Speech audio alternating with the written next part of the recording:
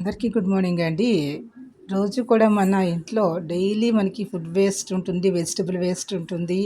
అలాగే చెట్లు ఆకులవి రాలిపోతూ ఉంటాయి కదండీ! మన లీవ్స్ అవి కూడా మనకి తుడిచేస్తూ ఉండాలి. లీవ్స్ అన్నీ కూడా ఇందులో వేయొచ్చు. ఇలా ఎండిపోయినటువంటి పువ్వులు మనం జడలో పెట్టుకున్నవైనా దేవుడికి పూజ చేసి అవన్నీ కూడా ఇలా ఇందులో వేసేసిన తర్వాత ఒక 35-40 డేస్ అయ్యేటప్పటికి ఇలా ఒక బకెట్ అంత కింద ఏమి మామూలు బకెట్ అండి. ఇందులో వేస్తే చూసారా ఇలా మట్టిలాగా ఎట్లా మారిందో.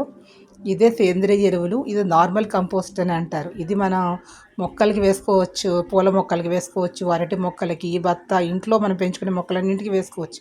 ఇలా వేసుకోవడం వల్ల మనం ఆరోగ్యకరమైనటువంటి ఆహారాన్ని మన ఇంట్లోనే మనం తయారు చేసుకోవచ్చు. దీని నుంచి మనకి ఇన్కమ్ కూడా జనరేట్ అవుతుంది.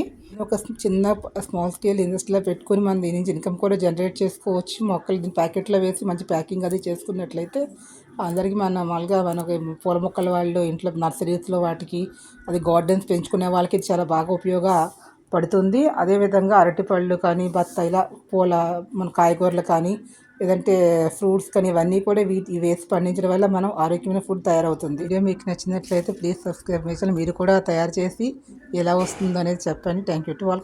కామెంట్ తెలియజేయండి. ఈ గురించి మీకు ట్రైనింగ్ అయినా కావాలనుకున్న వాళ్ళు కాంటాక్ట్ అవ్వచ్చు ఇంట్రెస్ట్ ఉన్న వాళ్ళు. Thank you to all.